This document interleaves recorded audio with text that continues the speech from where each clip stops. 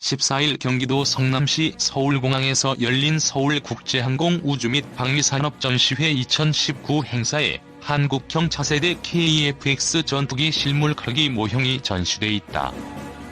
한국항공우주산업은 2021년 KF-X 시제기를 완성하고 2026년까지 개발을 끝낸다는 계획이다. 난기류 만난 한인리 차세대 전투기 사업. 인도네시아 정부가 한국과 공동 개발 중인 한국형 차세대 전투기 사업에서 발을 빼려는 듯한 움직임을 보이고 있다. 인도네시아는 2015년 12월 말 KF-X 사업 계약을 하면서 KF-X 공동 개발 사업비 중 20%를 부담하기로 했지만 현재까지 2.5%의 금액만 입금하고 납입을 중단한 상황이다. 인도네시아 측은 KF-X 사업 철수 가능성을 암시하면서도 한편으로는 자국의 사업 부담금을 줄이겠다며 한국과 재협상을 원하는 것으로 알려졌다. 인도네시아가 사업 철수를 선택할 경우 KF-X 사업 주체인 한국항공우주산업의 부담은 커질 수밖에 없다. 미납금인 1조 5천억 원이 넘는 개발비를 추가 확보해야 하는 데다 인도네시아가 도입하기로 한 50대의 KF-X 수주도 백지화되기 때문이다. KF-X 생산 대수가 줄어들수록 전투기 한 대당 생산비가 늘어난다는 점도 부담이다. 이미 5조 원이 넘는 개발비를 투자한 국방부 입장에서도 KF-X 사업 무산을 막기 위해 국회 동의를 받아 추가 예산을 투입하는 것도 쉽지 않을 것이란 관측이다. 작년 10월 서울국제항공우주 및 방위산업전시회 2019 행사에 한국형 차세대 KF-X 전투기 실물 크기 모형이 전시돼 있다. KF-X 사업은 40년 이상 된 국내 전투기를 교체하고 우수한 성능을 갖춘 한국형 전투기를 개발하기 위해 2016년부터 시작된 국가 프로젝트다. 인도네시아도 자국의 낙후된 전투기 교체를 위해 사업에 참여했다. 우리 정부가 60%, 인도네시아가 20%, 카이가 20%의 비율로 분담해 KF-X 개발 사업비를 공동 투자했다. 2026년까지 KF-X 개발을 완료하면 우리 공군의 120대, 인도네시아의 50대를 각각 양산할 계획으로 KF-X 개발비와 양산비 규모만 총 18조 원에 이른다. 조코위 대통령 방한 앞두고 KF-X 사업 협상단 인도네시아로 급파. 30일 조선비주 취재 결과 작년 11월쯤 한국 국방부 관계자, 카이 관계자 등으로 구성된 KF-X 사업 협상단이 인도네시아 정부와 KF-X 사업의 조건 변경 재협상을 위해 현지로 급파된 사실이 확인됐다. 조코위 인도네시아 대통령이 작년 11월 25일 부산에서 열린 한아세안 특별정상회의 참석을 위해 방한하기 직전이었다. 한국 측이 협상단을 꾸려 직접 인도네시아까지 찾아가는 적극적인 모습을 보였지만 양국 간 합의점을 찾지는 못한 것으로 알려졌다. 이번 만남은 양국 간 비공개를 원칙으로 비공식적으로 진행됐기 때문에 외부에는 알려지지 않았다. 인도네시아는 작년 초부터 한국에 내는 KF-X 사업 분담금은 낮추면서 자국으로의 기술 이전은 늘리겠다며 재협상을 요구하고 있는 것으로 알려졌다.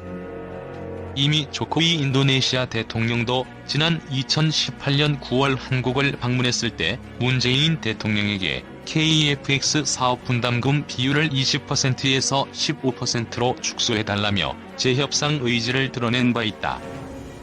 인도네시아는 KF-X 전체 사업비 8조 8,304억 원의 20%가량인 1조 7,338억 원을 분담하기로 했지만 작년 1월까지 2,020억 원만 납부하고 납입을 중단한 상태다. 재협상을 염두에 둔 포석으로 풀이된다. 방위사업청 관계자는 인도네시아가 KF-X 사업 분담금 2,200억 원을 내고 추가 지급을 하지 않고 있는 것은 맞다면서도 양국 간 사업 재협상에 대한 질문은 확인해주기 어렵다고 했다. 밀당 나선 인도네시아 프랑스 전투기 구매 소문도. 이런 상황에서 최근 인도네시아 정부가 프랑스산 전투기 라팔 48대를 구매 검토 중이라는 이야기까지 나오자 KF-X 사업에 대한 불확실성이 커지는 분위기다. 인도네시아가 프랑스산 전투기 구매에 나설 경우 한국과의 KF-X 사업을 통한 신규 전투기 양산이 불필요해지기 때문이다. 최근 프랑스 경제 전문 매체 라트리뷰는 지난 11일 프라보워 수비안토 인도네시아 국방부 장관의 파리 방문은 프랑스산 전투기 구매 협상을 하기 위해 계획됐다고 보도했다. 이에 대해 수비안토 장관은 프랑스의 희망사항이라며 선을 그었지만 라팔 전투기 구매에 대한 인도네시아 측 관심을 묻는 질문에는 노코멘트로 일관했다. 프랑스는 오래 전부터 인도네시아의 라팔 판매를 추진해왔다. 업계 일각에서는 프랑스가 인도네시아의 KF-X 사업보다 더 파격적인 조건을 제시했다는 이야기도 있다. 인도네시아가 한국과 공동 개발 중인 KF-X 대신 다른 나라 전투기를 구매할 수도 있다는 모호한 입장을 내비쳐 한국 측과의 재협상을 자국에 유리하게 끌고 가려는 의도라는 분석도 나온다. 인도네시아 철수할까 불안한 카이. 인도네시아가 KF-X 사업에서 철수하고 한국만 단독으로 사업을 진행할 경우 인도네시아가 미납한 1조 5,318억 원을 마련하지 않으면 사업의 차질이 불가피하다. 카이 입장에선 사활을 걸고 추진하는 미래 매출원이기 때문에 어떻게든 부족금을 충당해야 하는 상황이다. 현재 2조 3,860억 원의 부채를 가진 카이 입장에서는 추가 자금 투입은 부담이 클 수밖에 없다. 국방부 역시 인도네시아의 사업 이탈에 대한 정치적 질타를 피할 수 없다. 국회로부터 1조 원이 넘는 국방 예산을 추가로 승인받기도 쉽지 않은 일이다. 가장 큰 문제는 인도네시아에서 양산하기로 예정된 KF-X 전투기 50대가 생산 계획에서 빠진다는 점이다. 계획한 전투기 생산 대수가 줄어들면 전투기 가격까지 영향을 미칠 수 있어서다. 현재 양산 계획을 토대로 하면 KF-X 1대당 가격은 800억 원대로 추정되는데 인도네시아가 빠질 경우 30% 정도 생산량이 감소, KF-X 가격이 기존 예상가보다 오를 수밖에 없다는 것이다. 미국 로키드 마틴이 제조한 스텔스 전투기 F-35E의 가격을 넘길 수도 있다. 이렇게 되면 우리 기술로 미국산보다 저렴하지만 성능은 뛰어난 한국형 전투기를 만들겠다는 당초 사업 취지가 흔들릴 수도 있다. 업계 관계자는 카이가 인도네시아 측 사업 개발비 미납금을 부담하는 만큼 전투기 양산 시가격에 반영할 수밖에 없고 인도네시아 발주 물량이 사라지는 만큼 생산량도 줄어 부품 단가 등 생산비가 높아진다며 결과적으로 KF-X 전투기 가격을 높이게 돼 가격 경쟁력을 떨어뜨리게 된다고 했다. 또 다른 업계 관계자는 우리 공군이 공급받을 KF-X 120대 가격도 같이 오르게 돼 예정한 예산 10조 원을 넘어설 것이라고 했다.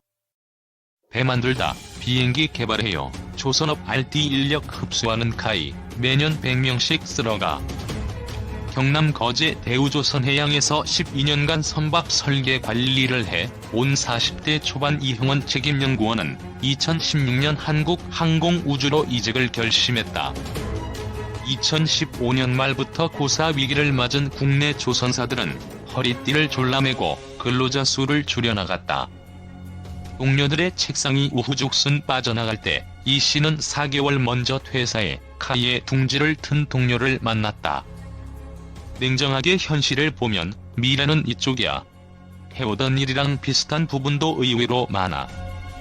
대학교 때부터 지금까지 선박만 보며 달려왔던 이 연구원은 동료의 말에 처음으로 항공업에 대해 자세히 살펴보게 됐다. 12년간 쌓아온 커리어가 무너질까 두려웠고 거주지도 사천으로 옮겨야 했지만 국내 조선업이 붕괴하는 와중에 막 걸음말할 땐 항공우주산업의 미래가 그나마 밝다고 봤어요.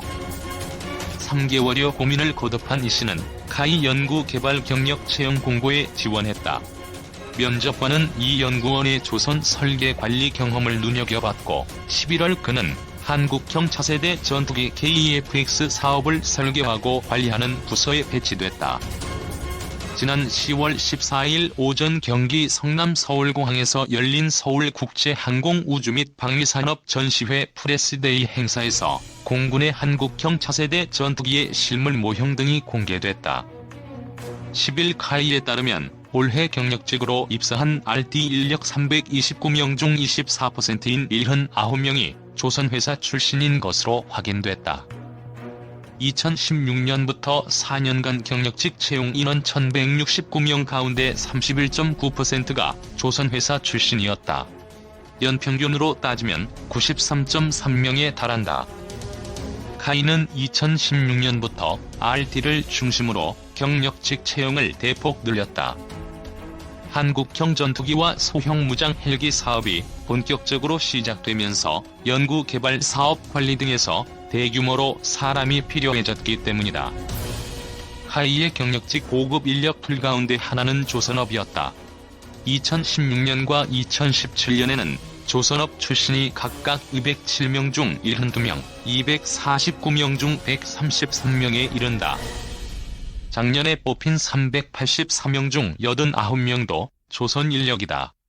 이전에 다니던 회사는 대우조선해양, 삼성중공업, STX조선, 현대중공업, 한진중공업 등 19곳이다. 가령 이 연구원의 부서엔 조선소에서 10년 이상 근무한 인력만 5명이다. 조선업과 항공업은 일견 유사성이 없어 보이지만 수송기계를 제조하는 점과 대형 군수 사업이라는 측면에서 직무 연관성이 높다.